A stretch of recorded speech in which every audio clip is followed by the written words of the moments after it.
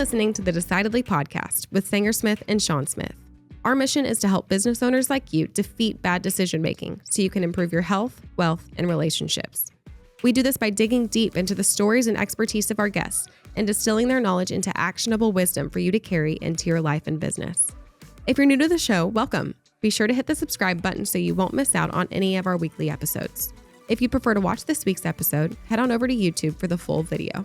Now, let's get into this week's episode and defeat bad decision making in your life and business.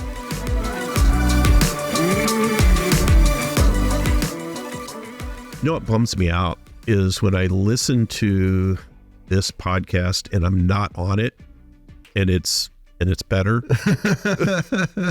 It's like being out for injury and the backups. Oh yeah, the backup takes your job. Threw for 350 and you go, what the hell? Hate that. Yeah, so I was gone. I was in Poland for 2 weeks, and so I was able to listen to the podcast, and you did a really good job.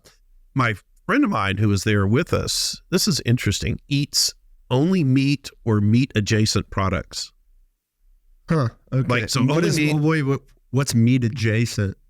Well, I noticed that he was eating eggs. Asparagus? No, he was eating like eggs. Only next to steak or cheese. Okay. No, right, or cheese. Okay, so and I said eggs and cheese, like that's not meat. He goes, well, but it like comes from a cow. Okay, so he only eats animal products. Animal products, it's like animal-based diet. Yeah, it's the opposite of a vegan. He's an anti-vegan, I guess. Right, so he won't eat vegetables, salads, desserts, or anything like that. So he's having but it's a great life. He's having like beef tartare. Sure. He's eating like a big ass steak. He got some big tomahawk steak at this place, so I'm like, that's kind of intriguing. But he says he's gotten like lower cholesterol. He's lost weight. I said, yeah, you lose weight because you're not eating all the other stuff. You're eating cookies and brownies. You only eat so much steak. Yeah. Yeah, but anyway, it was working for him. So he tried this thing, and it's working for him. Yeah, sometimes there's so many different paths forward in whatever health journey we're on. Like, oh, do I do this diet? Do I do the Atkins, the keto, the paleo, the caveman, the all meat, right? The carnivore, the animal based. It's like it can be overwhelming. It's like making decisions about health. It's just sometimes you throw up your arms. Yeah, but when you have someone like our guest today, it gets a little bit easier. Alexandra is the founder of Just the Inserts, a very popular Instagram page and company more broadly, where she trains you on the skills necessary so that you can understand and interpret medical labeling so that you can make the right decision for you and your family about pharmaceutical drugs, vaccines, etc.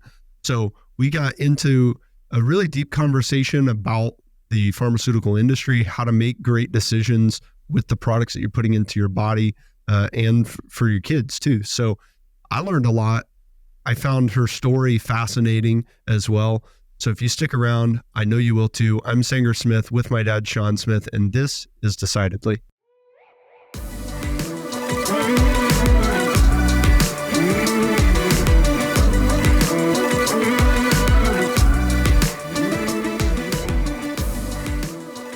So we were talking before we got started about Sean and I being father-son, but it doesn't always come across because I always call him Sean on the podcast and I don't ever call him dad. And that started because I started working for my dad when I was like 13 or 14. Yeah. And at some point when I realized okay, I think I'm going to work here like a little bit more than just on the weekends or after school or summer break. Like I can't be calling him dad in the office. That is going to lose me all friends that I might make. It just seemed really cringe. Yeah. So, I mean, the nepotism it's like, you can't erase it and just had to embrace it. But we never talked about it. I was like, there was some point. It's scary as a 13-year-old. Can I call my dad Sean? Yeah. Well, the first time I did, it was really weird. I was like, I can't. I just knew I couldn't go in there into the board meeting and go, Dad, I think, so I started calling him Sean. And that was just how we always operated in a work setting. And then when we're outside of work, he's dad, and I never had a problem with it. But what's funny is even now, we don't work together in the same business. we do this together, it doesn't really feel like work in the same way, but so then I kind of use it. But every now and then I'll be talking to family. I'm talking to my sister and she's like, oh, so, I heard you on the podcast talk about this. And I'll go, yeah, Sean and I. And she's like, what? I didn't know that happened. Yeah. That's a good way to distinguish between personal and professional. I know a lot of people that their husband and wife or something, they work together. It's a really hard way to distinguish between when they're in work mode and when they're in home mode.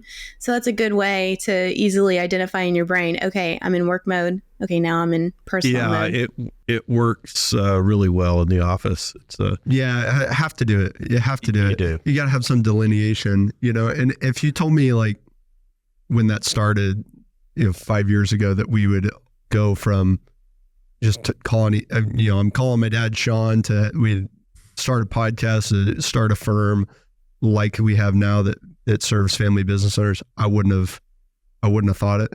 He's got the old logo that he sketched on a notepad a while back. That did come from a sketch on Yeah. But if you told me 5 years ago that somebody could, achieve hundreds of thousands of followers on Instagram by dissecting medical inserts, I would have also thought that's not happening either. So you've got, speaking of names, you have revealed your name, and you've not just revealed it, here is already kind of public. But I was so interested, what started out what was your original desire to kind of remain anonymous on the internet?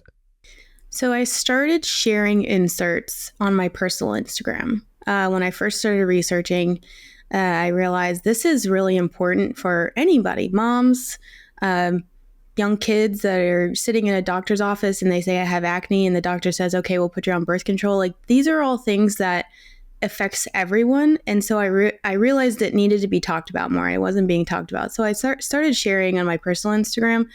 And I lost a lot of friends, unfortunately, because of that, because I was crazy for questioning Pharmaceuticals' desires and intents. And so I had a few reels that went viral. For anyone who loves The Office, I took a few Office, like Steve Carell type reels, and made them into informed consent.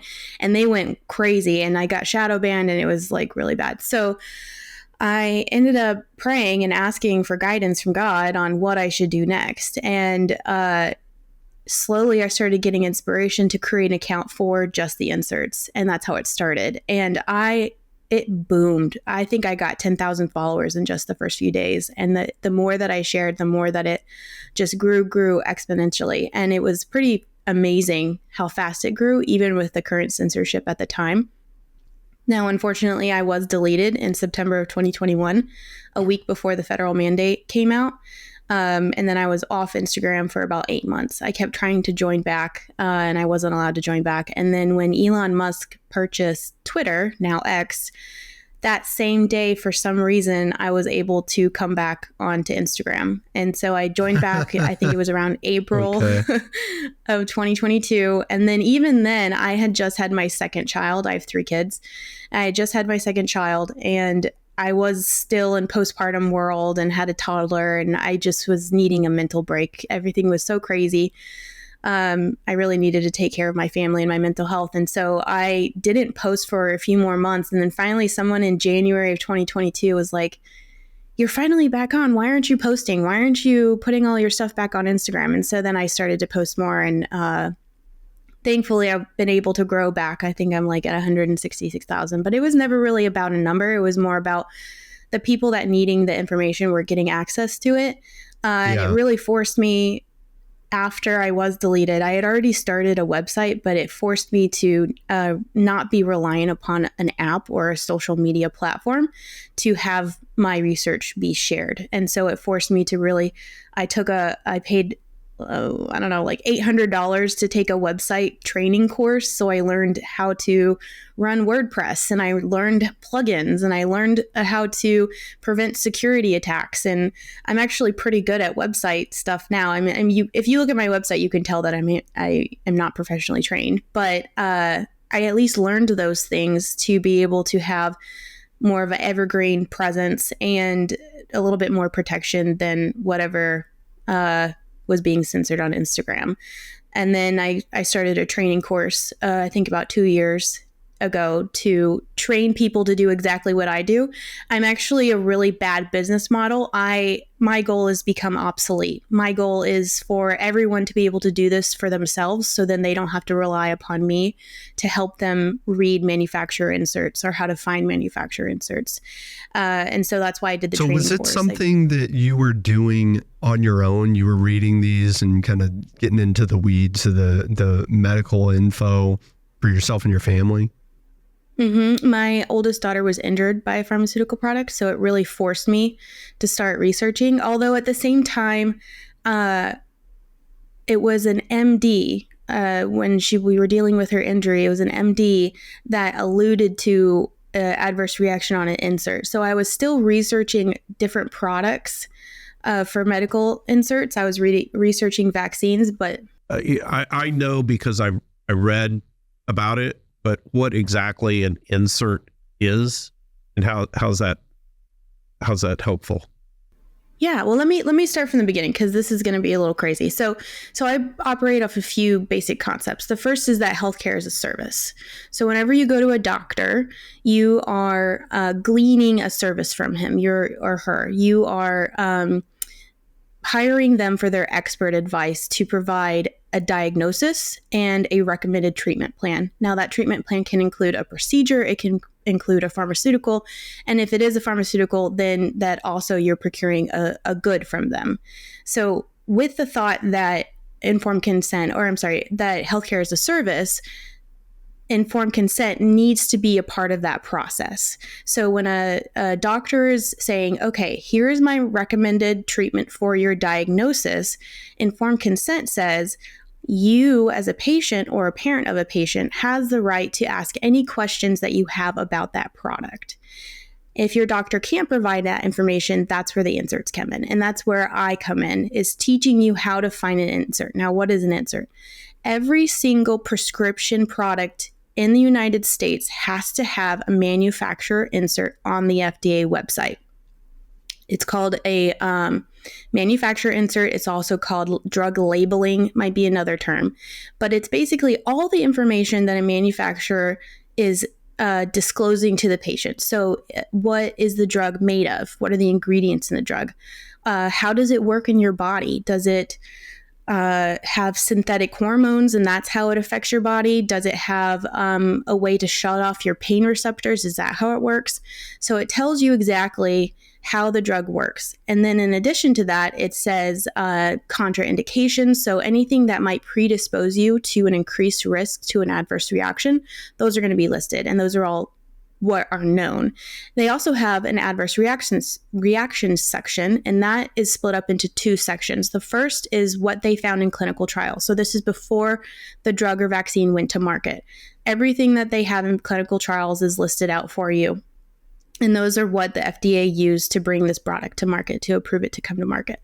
And then the second section of the adverse reaction section are the post-marketing adverse reactions. Now, according to the FDA and the CDC, in order for a adverse reaction to be added to this post-marketing adverse reaction section, there has to have some kind of correlation and causation for this reaction to be listed in that section. If you look at the definition of an adverse reaction, it says, this is an undesirable condition that is caused by a vaccine or a drug. So this is all information that you need to be aware of before you accept, delay, or decline a medical product. It's important if you accept, because you need to be aware. If you accept the DTaP vaccine and your child screams uncontrollably for 3 hours, according to the manufacturer, that is an indication that if they accept another DTaP dose, that they could be at an increased risk for an adverse reaction. So that's information you need to know. And then if you decide to delay a product, that might be because you want to accept the product, but you want to glean more information about your condition. So say if you are researching a statin, or you're researching something of heart or blood pressure or something like that, maybe you just want a little bit more research, a few more diagnostic tests done so that you can make a more informed decision if you do accept the product. And then the third choice is delay. So you choose not to accept that pharmaceutical product, and you can research alternatives either with that provider or with another provider. So that is basically everything. You said the third step, delay. Is it delay or decline? So there's 3: accept, delay, or decline. You can make the choice to accept, you said delay twice, so I got confused. Oh, I'm sorry. I meant decline for the last one. Had you had some personal experience that drew you to this level of analysis on that type of information? The issue with your daughter was that something that, how did you realize that was a pharmaceutical injury? So I was pretty natural minded when I was pregnant with my daughter. This was in 2019. I didn't accept a lot of pharmaceuticals when I was pregnant. And then after she was born, I had a 44-hour labor, and it was pretty traumatic. And so I was told that if a baby, I know. Can you believe I had 2 more after that?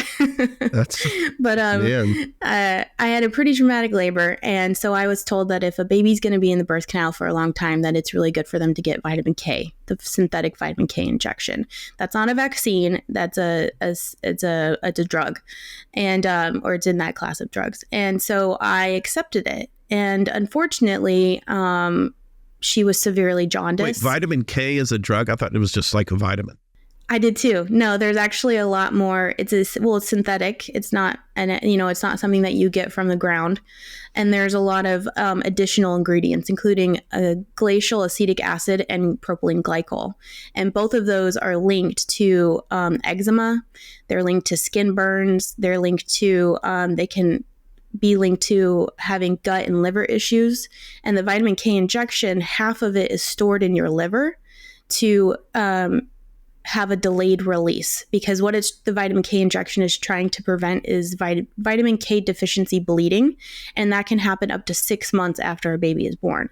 So you have this injection, and half of it is being stored in the baby's liver, and it's slowly being released for a certain amount of time, up to 6 months. And according to the manufacturer, eczematic reactions can happen up to a year after receiving that product. So it's essentially the vitamin K. My understanding, you tell me if I'm wrong, is babies are their blood doesn't clot like an adult body does. And so if they get cut or something like that, they're at a much, much higher risk of bleeding out, even from a small cut, than even just an older child, maybe a toddler even. And so the vitamin K is solving for that, which sounds good to me on one hand, like, okay, man, if my baby accidentally gets a paper cut and bleeds out from her finger, like that's no good. But the method that it is solving for that problem is kind of can cause some problems in the liver, is what you're saying. Yes. And according to the manufacturer, a whole host of issues. So back to my daughter, I didn't suspect the vitamin K injection at all. I just thought it was just a vitamin. So she had jaundice. She was severely jaundiced. And then anytime she fed, when I breastfed her, she would be in digestive turmoil. She would scrunch her body, and she would just be in so much pain. And I was a nanny when I was growing up, so I knew. I'm gonna use that term with you a lot. You're in digestive turmoil. Digestive turmoil. Yeah, my wife knows all about my digestive turmoil. Jesus. Yeah, I was about to say, my husband just texted me. He's in digestive turmoil. Do you know Hangry Joe's? I don't know if you have that around you. He just had Hangry Joe's and red velvet cake, and I was like, you're in digestive turmoil. That's tough. Okay. Yeah. It's definitely used a lot in our house. Yeah, I understand why you would have a passion for this with that personal experience and getting that information. When you decided to put that out in the public, why did you feel the need to not reveal your name? But before you do that, how did you know that it was caused by the vitamin K? An MD told me. Okay, so you took her to the doctor. You go, what is going on? She's got all these problems. And the doctor said, Maybe it's vitamin K. Interesting. Yeah, because that was the only thing that she had. And so then I read the insert, and I actually praised God that she didn't have everything else that was listed on the insert. There's fatal reactions listed on the manufacturer insert for the vitamin K injection. A lot of parents don't know that. And the other thing that's concerning is also that's given during birth most of the time is the Hep B vaccine, and thrombocytopenia is listed as a known adverse reaction on the Hep B vaccine insert, and that is issues with bleeding that can cause severe bleeding disorders. So here you have a product that is meant to prevent excessive bleeding internally in a baby, but then you're also administering a product that is known to cause excessive bleeding in a baby, and also the new RSV vaccines. To be fair, all right, so as a financial advisor, one of the things, if I put somebody in investment, I've got to read this prospectus. And if you read this prospectus, you would never invest in anything. And so I've got to believe that a lot of these inserts are written the same way to say, here's all the bad things that could possibly go wrong. And if I read one of these, I'm never going to want to take that medicine. Right. So how do you get past that? Well, so a lot of people will say, okay, well, this is just for the manufacturers to not be held liable for whatever adverse reaction that could potentially happen. The issue with that is there's a large section of the pharmaceutical industry that is not held liable. So vaccines, for example, the National Childhood Vaccination Act of 1986 removed liability from manufacturers. So they don't have to. They don't need to CYA. You can't sue them. Yeah, you can't sue them. So there's that. Wait, I can't sue a drug manufacturer? Yeah, definitely can't sue a vaccine manufacturer. For vaccines, you cannot. Which is wild, right? So that's a whole nother discussion. But that's a great question though for what you're saying though, because lucky stars. I think that they think they're lawyers in their pocketbooks for that. Actually, I don't think it was luck. I think it was an intentional outcome of some very concerted effort.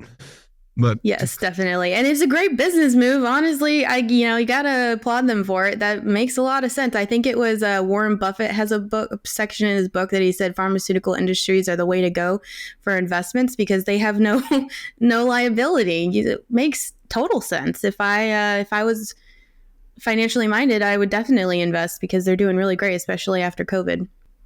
Yeah. So back to my question about when you push that forward, why the anonymity? So for me, it was starting out of, I realized when I shared the inserts on my personal Instagram, I would get the logical fallacies of, well, you're X, Y, and Z. Well, you're this, you look like this, you obviously have a pretty kitchen, so you're well off, you're privileged, you're blah, blah, blah, blah.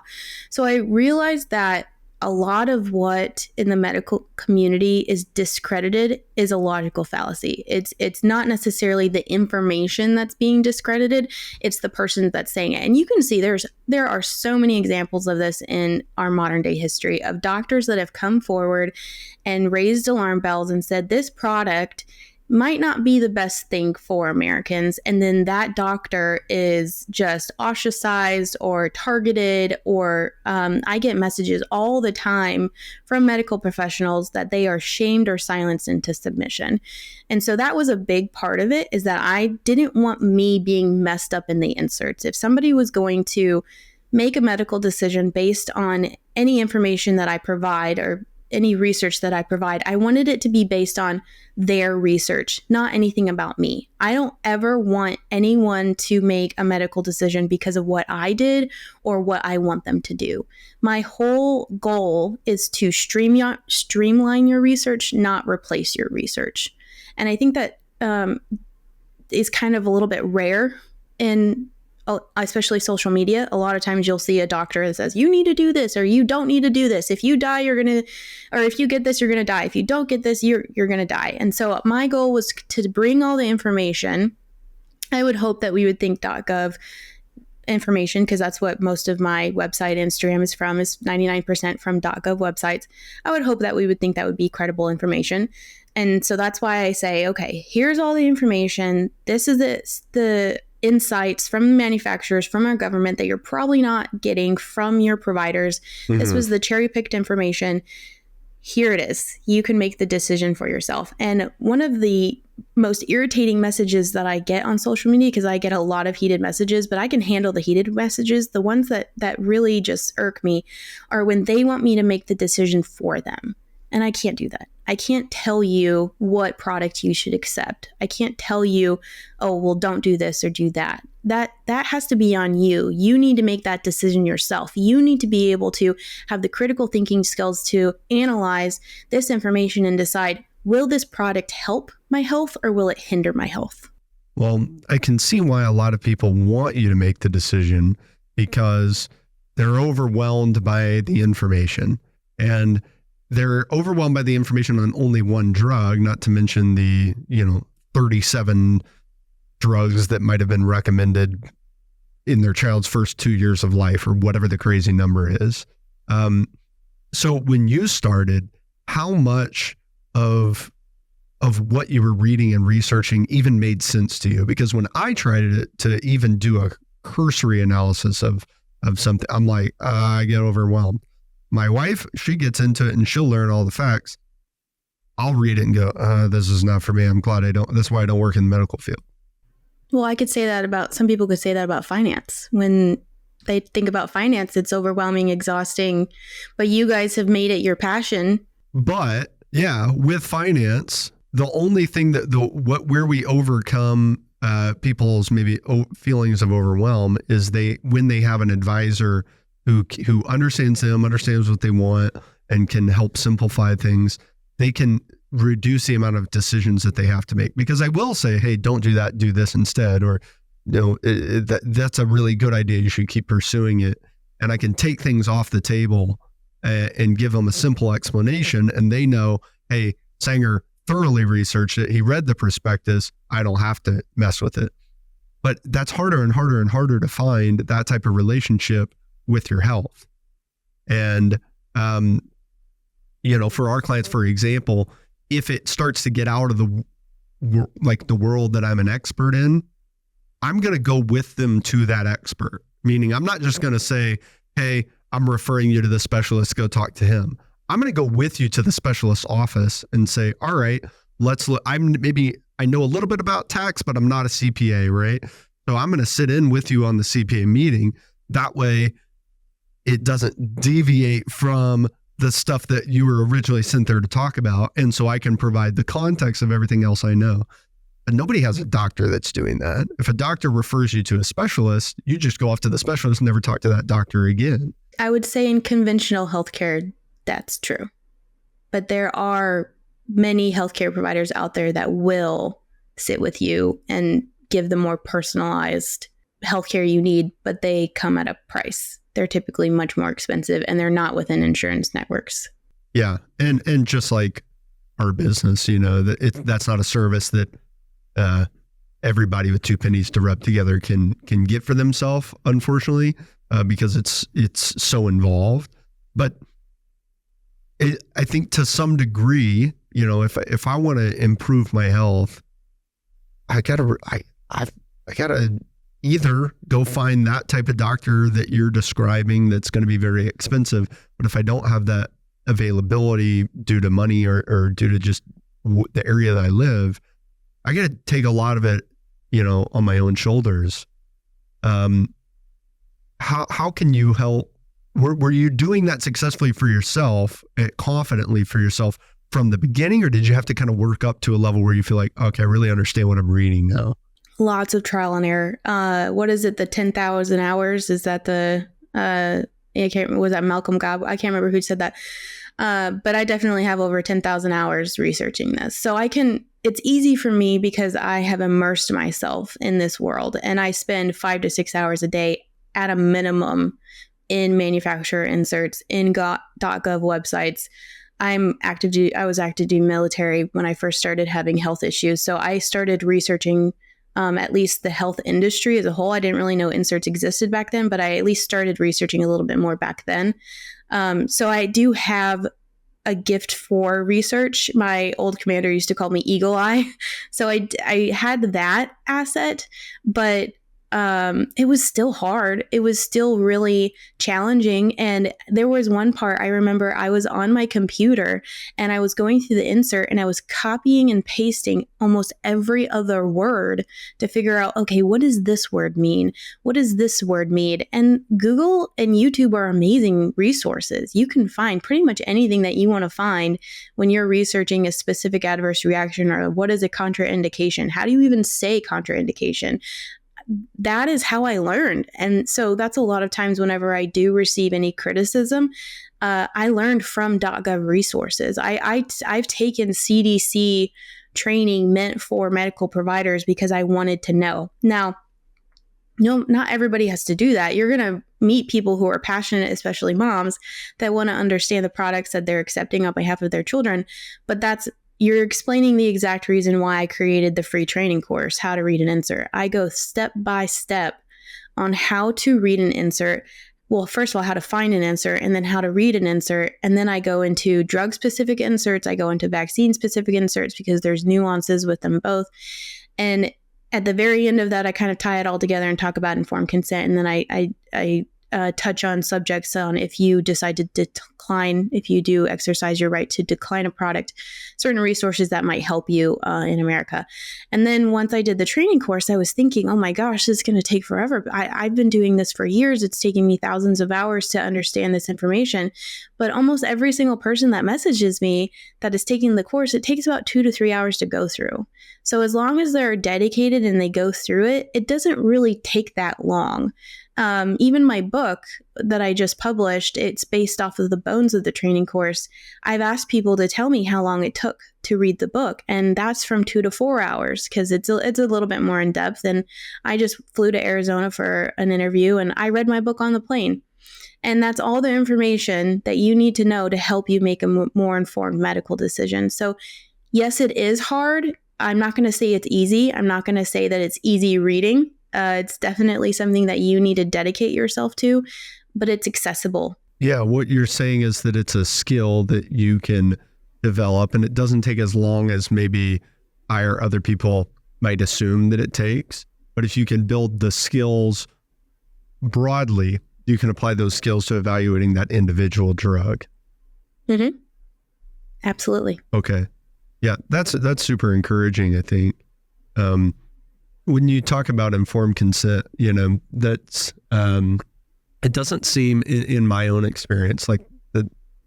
It's not something that a lot of doctors present as an option. It's always seems like everything prescribed is always presented as a need.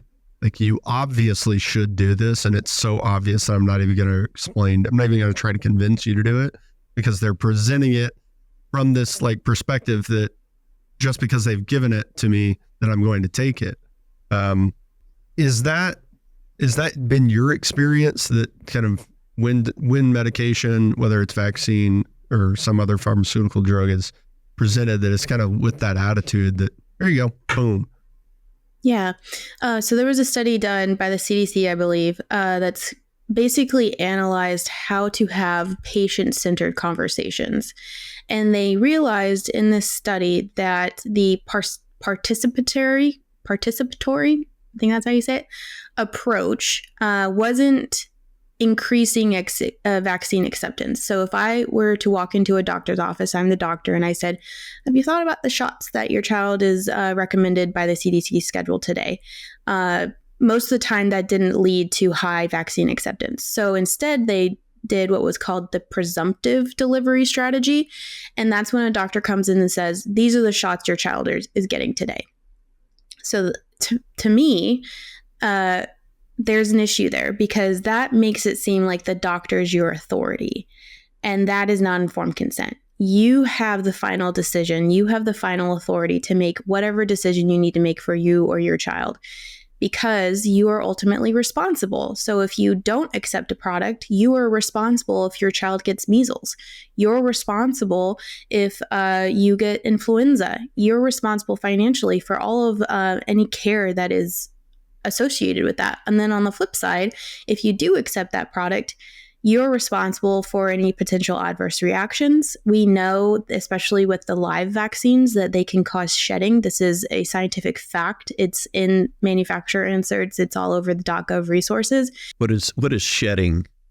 So shedding is when a part of the vaccine sheds either through oral, fecal routes or nasal routes. So for a good example is the live vaccine, the flu mist that gets up the nose. So whenever you're vaccinated for that, there is a shedding window, according to the manufacturer, where you can shed that influenza virus onto other people. So that's shedding. That's one of the examples. So if you do accept that product, you're responsible for also shedding onto other people in your household, which there's plenty of studies. There was one study for, I believe, MMR, that's measles, mumps, and rubella. And it was children in a daycare, half of them received the MMR and half of them didn't. And for the children that were recently vaccinated, up to 80% of the non-vaccinated children had the virus in the back of their throats after a week with the children that had recently been vaccinated. So that's shedding. So people are, because of the shedding, then, if I'm understanding this right, then I could transmit, if I take the flu vaccine, I could transmit the flu to Sanger by shedding if I sneeze in the room or something like that. Is that what you're saying? Yeah, it's just different it depends on the vaccine. So for polio, it's normal transmission is through fecal matter. So if you go to the bathroom, you don't wash your hands, and then you shake Sanger's hand, you can, according to the manufacturer, potentially shed the polio virus. So that is, the vaccine polio virus. So that is the polio virus that has been altered by science. You can transmit that to him, according to the manufacturer. Are these vaccine viruses more or less or the same in their, symptoms when compared to the original virus? Yeah, it really just depends. The World Health Organization did a study for the measles. They did an inactivated measles vaccine. In the United States, it's a live vaccine. But somewhere, I can't remember, somewhere else in the world, they did inactivated. So that part of the virus was dead. That had been killed by, I believe, formaldehyde. So they did an inactivated measles vaccine, and they followed children that had been exposed to the wild measles virus after they had had this vaccine. And they ended up having a more aggressive, atypical measles infection after having the vaccine. So there are cases where it can increase your symptoms. Now there are like some... It sounds like the opposite of what I want a vaccine to do. Right. Yeah. Well, you will heal people like when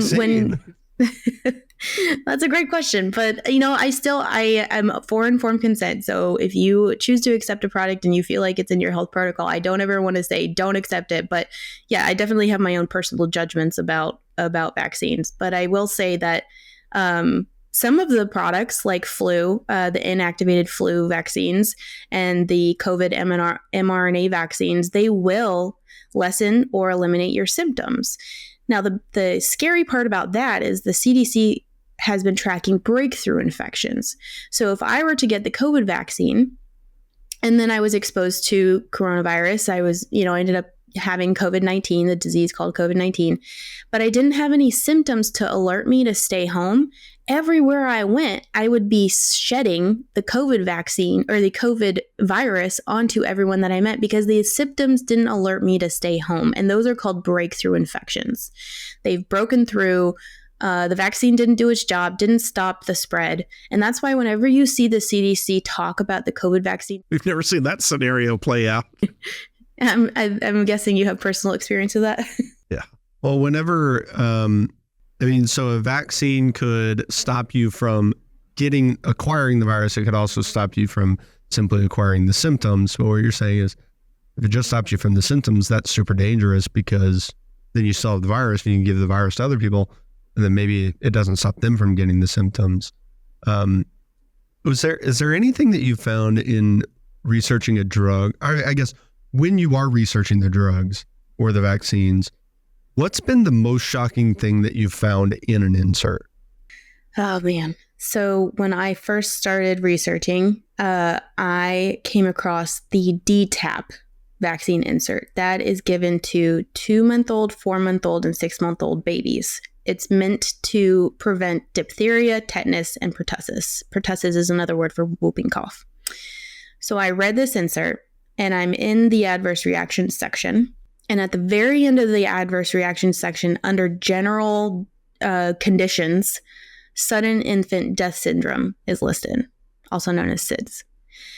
So here there's a product that is given to 2, 4, 6-month-old babies, which according to the National Institutes of Health is the highest time when babies die from SIDS.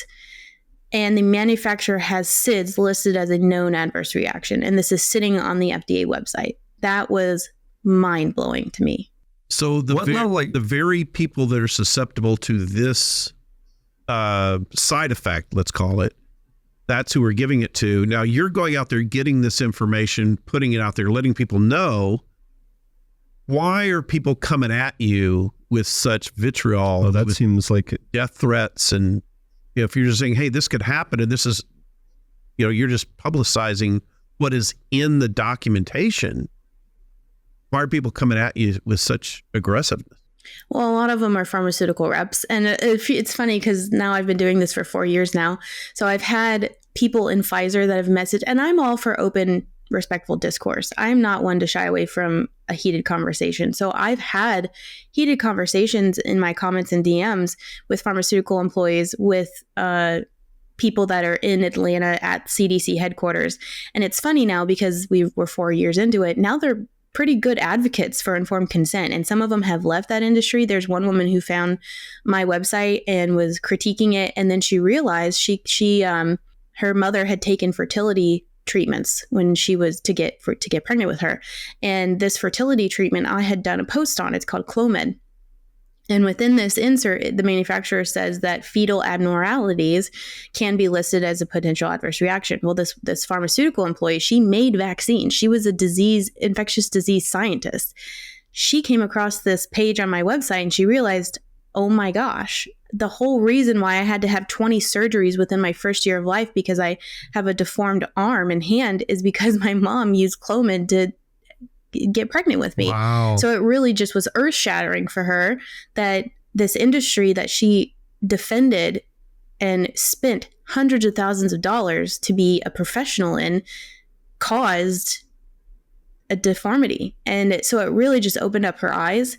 And I could tell, we could stay here for hours and I could tell you so many stories of people in pharmaceutical positions, sharing insight that they had or things that they've been injured by and realizing, okay, this isn't what we're told. The culture does not support questioning these products. And so anytime, I myself, when I first started researching, I was like, there's no way vaccines could be bad. There's no way that there could be any kind of adverse reaction. It was just an impossibility for there to be any, and I was like, correlation doesn't mean causation. Well, causation requires correlation.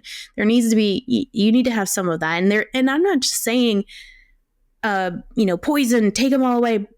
There are some that I think that should be pulled off the market because of safety concerns like SIDS, but just to have an open conversation about it. Why is it so censored? Why can't even we talk about it? Why is it so polarizing? Yeah. And why I think I know the answer for this. Platform your Instagram account. Like, of course, pharmaceutical reps who, of course, people who make their money in the pharmaceutical industry are going to react negatively.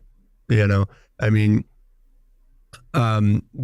livelihood is at stake. they are it's job security. Difficult position to see it without bias. But even people who are not in the industry, depending on their circumstances, are maybe going to have a bias as well. If I have gone along with the doctor's recommendation on the vaccines I've given my child, and then my child has negative reactions, it's very, very difficult for me to accept that it was my responsibility to, as you say earlier, have informed consent. I'm responsible for the good and the bad. If this goes well, I'm responsible. If it goes poorly, I'm responsible. If I decline and it goes poorly, I'm responsible. If I accept and it goes poorly, I'm responsible. And people don't want to accept that because to accept that it's very, very, very difficult to live with. Oh no, I'm responsible for my own mistakes. Well, yeah. I'm responsible for the pain and suffering in my life. And so people don't want to do it. And I think that's true with like any other area of responsibility generally. Right. So when people come that way, to me, it's not surprising. It's not surprising that people want to, certain people. I mean, for example, whenever I was younger, I was diagnosed with ADHD when I was in 13, 14. And the long story short on this is that the psychiatrist recommended that I start on Vyvanse. And then he recommended, because I was experiencing a symptom of Vyvanse where I lost my appetite, he recommended a mood stabilizer or some other drug that would increase my appetite. Well, a symptom of that was depression. So he had to give me an antidepressant. It's a snowball. Well, then my mood was volatile, so he gave me a mood stabilizer. Once I was on the mood stabilizer, and then I had some other symptom. Eventually, he worked his way up to prescribing me lithium. Now, I was not diagnosed with manic depressive disorder. I was not schizophrenic. And I went from Vyvanse to lithium in like 12 months. Yeah, that's Wow. actually what I was just gonna share. That is that, you know, Alexandra, I had personal experience not following this protocol. And this is what was interesting to me about talking with you is, you know, this was some, 17, call it 20 years ago or so. And started noticing in our family, was the Sanger who said, and I'm a young parent. We want to do the best and we don't know. Take him to a doctor. Hey, we've got this. And it spun out of control because, frankly, I didn't know what questions to ask. And, so we were just sort of at the mercy of this doctor. And as Sanger just described, it went from bad to worse. And we finally just, because Sanger kept kind of telling us directly and indirectly, this isn't working, right? And this is getting worse. And why don't we just quit? Which is ultimately what we decided to do, is to take all of those and flush them down the toilet. And lo and behold, it got better. Lo and behold, I didn't need any of that. You didn't need and I don't the take first any. one. I don't take any. And now the probably the other end of the extreme is like, I don't even want to take an Advil. Like, I'm just so afraid of any type of pill. I'm like, I don't know. That was the reaction to that. Yeah. So my question, But I don't blame you. Well, and I appreciate you tell you saying that I all the appreciate you time. saying I that. don't blame you. I don't blame mom. Because I recognize that I could have easily been in that position as a parent, and I've made decisions for myself that, hey, you know what? I trusted this other person. They led me down a path, and I didn't exercise my informed consent either out of negligence or because I didn't really know that I was allowed to have it. But that's why I think people react so strongly. Well, and that's my question for you. All right, for somebody like me, that I will tend to follow the physician's recommendation. I don't know what questions to ask. And if I want to participate in informed consent, I go in, doctor says, take, this medication. What should I be asking to go down this path, this process? I have a whole chapter on this. Okay. I have a whole chapter, but the first thing is really understand your diagnosis. I don't know how many times I've gone to a doctor and they just pull out the prescription pad and they prescribe me something. But I really think that a lot of people don't fully understand, what are you being diagnosed? What is the doctor seeing, and what information made them come to this diagnosis? So what was showing in his life? What were the symptoms in his life that were contributing to this diagnosis? So really understanding that. And the reason why I say that is because if you did have a drug that you accepted, if you understand the reason why you were diagnosed with it, then you can assess if the drug is effective or not.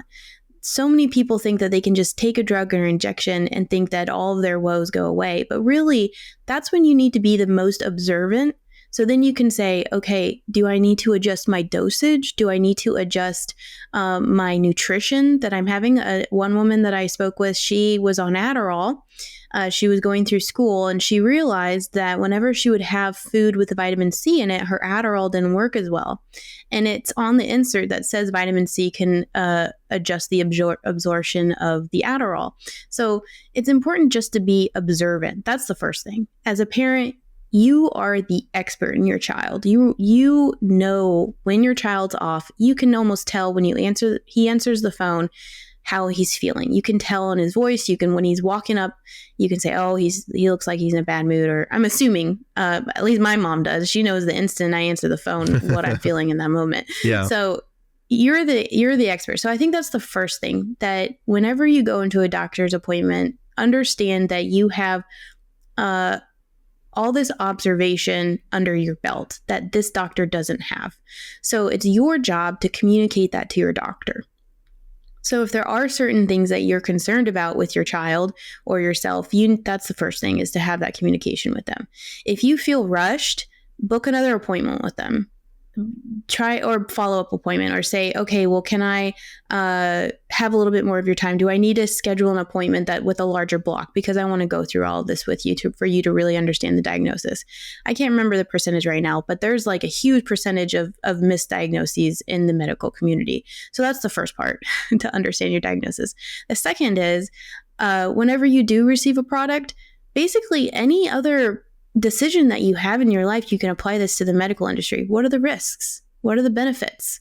What are some of the known issues with drugs in this class? There's a great example of, oh gosh, I can't remember the name. Bextra, I think it was. There was all these drugs that got pulled off the market because they were causing deaths, but there's still one drug that's still on the market today, but it has the same ingredients of the other products that were pulled out of the market. That's important for you to know as a consumer. Is the drug in this family, has any of the other drugs been reported, or any lawsuits or anything like that? That's important for you to know. So just ask questions, and don't feel as if you were below the medical community. Understand that they are providing a service to you, and you are hiring for them for that service. So whatever questions you feel like you need to make a well-considered decision, those are the questions that you need to be asking. And if you do feel like they are pressuring you or they're rushing you, find another provider. There's so many out there. Even within your network, there's providers out there. In my experience, declining a prescription is usually met with some kind of like indignation from the doctor. I remember, and now that I know it, I kind of expect it, and it doesn't bother me because it's not a surprise. I know that if I tell them I'm not going to do this, and I've already made my decision, it's not gonna go well. And so the only time I really will speak up and say I'm not going to do this is if they just won't shut up about it, and I'm like, I want to leave, or usually I'll just say, I'll take the prescription, thank you very much, and then I just throw it in the trash. I'm going to do something else. One that stood out to me so much is I was at the eye doctor, and I said, hey doc, every morning, like, it takes my right eye, it's really blurry when I wake up. I mean, obviously I wear glasses, but it's even like more blurry. I put my glasses on, it's still blurry, and it's like it takes it a while to boot up. Okay. And I was like, what's going on? And he starts explaining what it was. I don't even remember, but he tells me, this is what you can do. You take this special drop. Okay. It's got all these things in it that I can't pronounce. And you're going to have to put that in your eye. You're going to have to tape this eye patch over your eye. You're going to have to do that for 15 minutes before you go to sleep. And I just said, listen, dude, I ain't doing all that shit. Like, I was like, I'll just have a funky eye for 5 minutes in the morning. And he was worth all that. Yeah. And he was dumbfounded. He was like, well, you like brought it up. And I said, yeah, I thought maybe you'd tell me I was like sleeping wrong or something. I'm not doing that. Yeah. Eat a banana. That eye and it'll fix it. But yeah. And he was just like, well, but it'll fix the problem that you told me you had. I go, it doesn't even sound like a problem anymore to me. I was like, sounds like just how my eye works. When you present that rejection of the prescriptive advice, are you at the same time asking for an alternative, or is it just sort of in the discussion? I'll usually ask for an alternative before I decline. I'll be like, is there anything, what else is there? Oh man, this is the only thing. You're the patient from hell, man. I mean, just... to be compliant. Like, just take the drugs, do what they say. Just do what they say. Well, I'll tell a quick story. So my husband, he was diagnosed with degenerative disc disease right after my first baby was born. So he couldn't even hold her. His lower back pain was so bad that he couldn't even hold her. And he was pretty healthy. Like, he's a pretty fit guy. He was deadlifting and very, very fit and active, but he just couldn't even load the dishwasher. It hurt so bad to like bend over. So we went to this spinal doctor in our local area, and he's very well known and very well respected. And they did all these diagnostic tests and asked him a whole bunch of questions. And I'm sitting there in an appointment with him, and he says, okay, well, he needs a steroid shot. He needs a steroid injection into the spine. And he tells us, he's like, there's a risk that could go into the wrong vertebrae, and there could be paralysis, and there could be other stuff. And I'm thinking, okay, well, that's all pretty rare. He's in so much pain. He needs something. So then he takes off work because he has to go under anesthesia to get this steroid shot.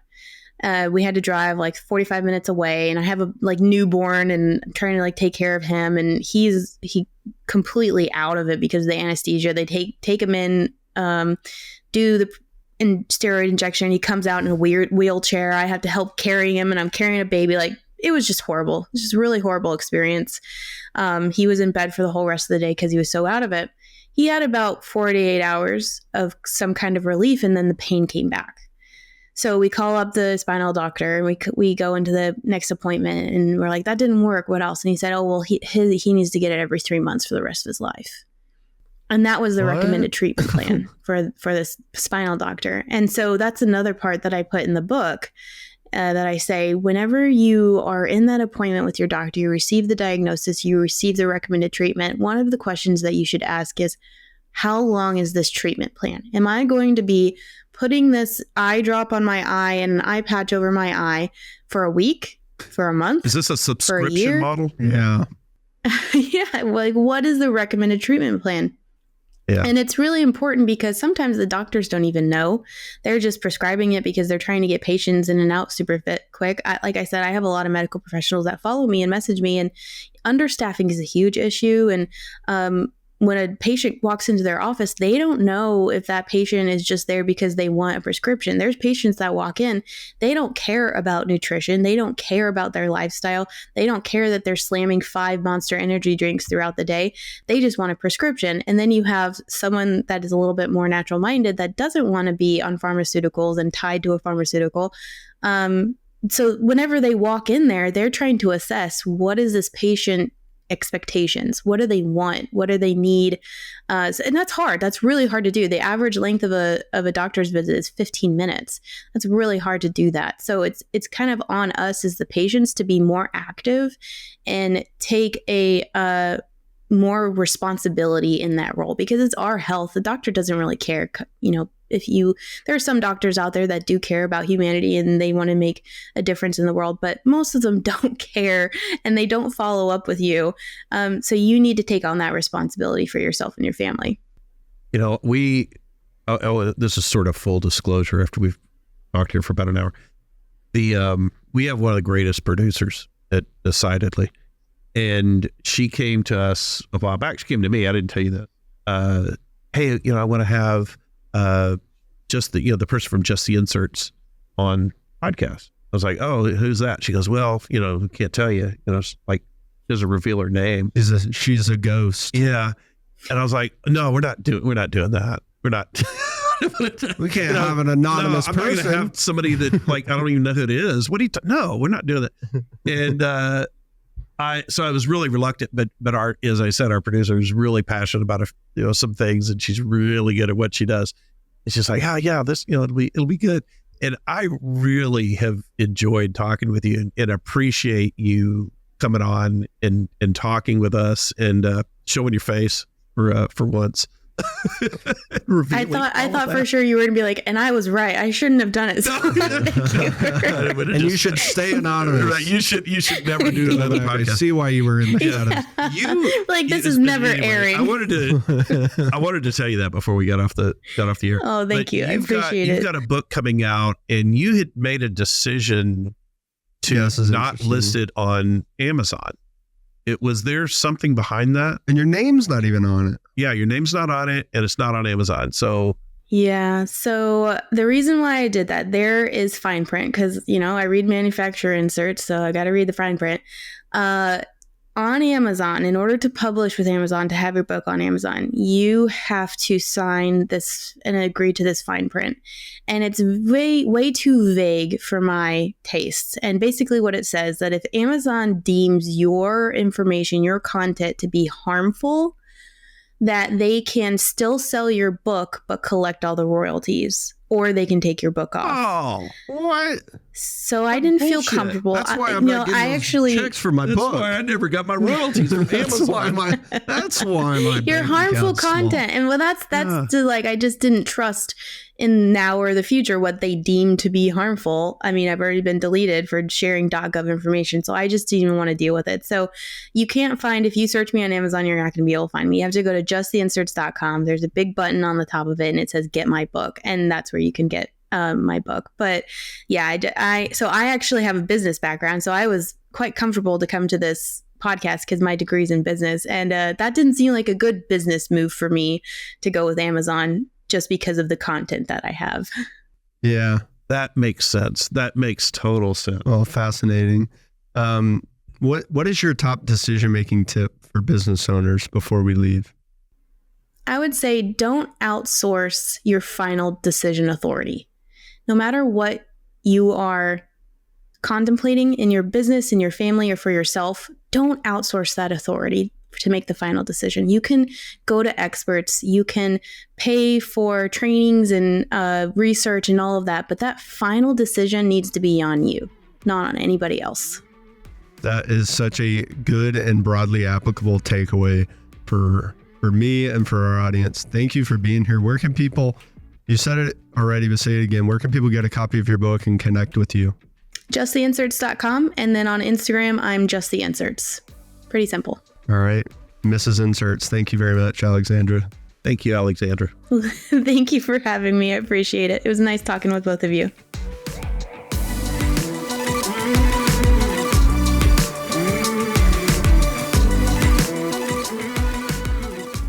I love when we can have a discussion about a field outside of our expertise and draw from that conclusions and solutions on how to make better decisions.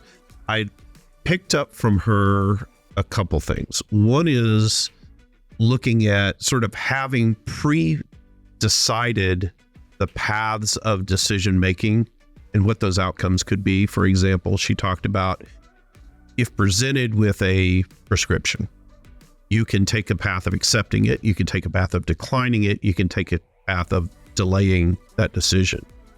And when you're looking at that, using not only a risk assessment, which we would normally do, but looking at what are my alternatives and what do my instincts say as well. And having those paths to follow already lined out, I think really helps you make a clearer decision and making a good decision you can feel comfortable with. I think my big takeaway was on how she says it's a skill to be able to learn and to be able to learn how to understand the inserts. So if you can learn how to make decisions in an area, then you can get better at making better decisions in that area of expertise, right? You have decision making broadly. You also have maybe money decisions, healthcare decisions, medical decisions. And so you want to improve it, evaluating each little micro choice on its own is going to be a really slow process, but if you can develop the skills to be able to make those choices, it can be a lot easier. You just made a great decision to listen to this episode of Decidedly. Make another great decision by subscribing to the show and leaving us a review wherever you're listening. We appreciate the support. It helps business owners like you find our community and defeat bad decision-making in their own lives. For more decision-making insights, check us out at decidedlypodcast.com, on Instagram at decidedlypodcast, or grab a copy of Sanger and Sean's books from the links in the show notes. Finally, we'd like to thank Shelby Peterson of Transcend Media for editing and post-production of the show. Thanks for listening. I'm Morgan, your producer, and this is Decidedly.